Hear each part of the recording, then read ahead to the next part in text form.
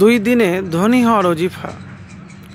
এমন একটি আমলের কথা বলবো যে একজন সাহাবীকে রাসূলুল্লাহ সাল্লাল্লাহু আলাইহি ওয়াসাল্লাম বলেছিলেন, তার অভাব অনটন দূর হয়ে গিয়েছিল। তো অল্প সময়ে দ্রুত মালদার হতে চাইলে এই আমলটি একবার করে দেখুন। সাহাল ইবনে সাদ সাঈদী রাদিয়াল্লাহু তাআলা থেকে বর্ণিত, তিনি বলেন, এক ব্যক্তি রাসূল সাল্লাল্লাহু আলাইহি সাল্লামের কাছে এসে দারিদ্র্যের অভিযোগ করল। তখন নবীজি সাল্লাল্লাহু আলাইহি সাল্লাম তাকে বললেন, যখন তুমি ঘরে ফিরবে তখন সালাম দিবে এবং একবার সূরা ইখলাস পড়বে।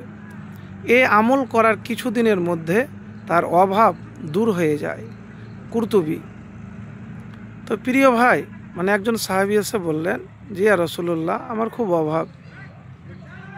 আল্লাহ রসুল বললেন যে তুমি যখন যাবে ঘরে তখন সালাম দিবে, প্রবেশ করবে, আসসালামু আলাইকুম ওয়া রাহমাতুল্লাহ, তারপরে সূরা ইখলাস পাঠ করবে, বিসমিল্লাহির রহমানির রহিম, কুল হুয়াল্লাহু আহাদ আল্লাহুস সামাদ লাম ইয়ালিদ ওয়া লাম ইউলাদ ওয়া লাম ইয়াকুল লাহু কুফুওয়ান আহাদ।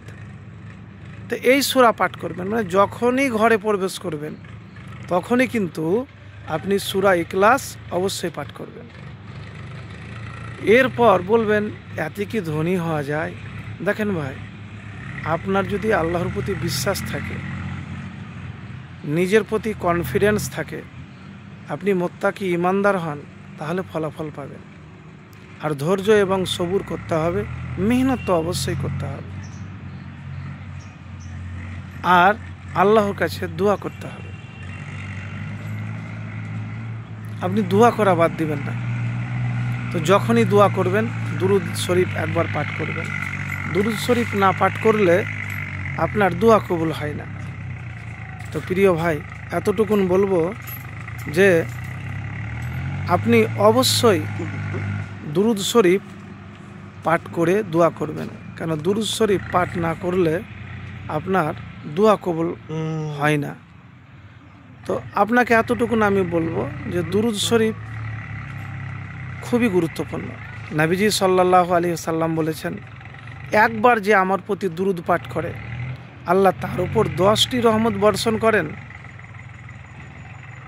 তো প্রিয় ভাই, দুরুদের কথা এই জন্যই বেশি করে বলি যে দুরুদ পাঠ করা আপনি মিস করবেন না। অবশ্যই দুরুদ শরীফ বেশি বেশি করে পাঠ করবেন। তো প্রিয় ভাই, এতটুকুন আপনাকে বলবো যে আপনি দুরুদ শরীফ বেশি করে পাঠ করবেন। সূরা ইখলাস পাঠের অনেক ফজিলত রয়েছে, আমি আর এই ভিডিওতে বলবো না। এতটুকুন বলবো, ঘরে প্রবেশ করার আগে সালাম দিবেন, সূরা ইখলাস পাঠ করবেন, নিয়মিত ওয়াকিয়া পাঠ করার চেষ্টা করবেন, আর ঘুমানোর আগে সুবহানাল্লাহ, আলহামদুলিল্লাহ, আল্লাহু আকবার এগুলি বেশি করে পাঠ করবেন, মাথা ঠান্ডা করবেন।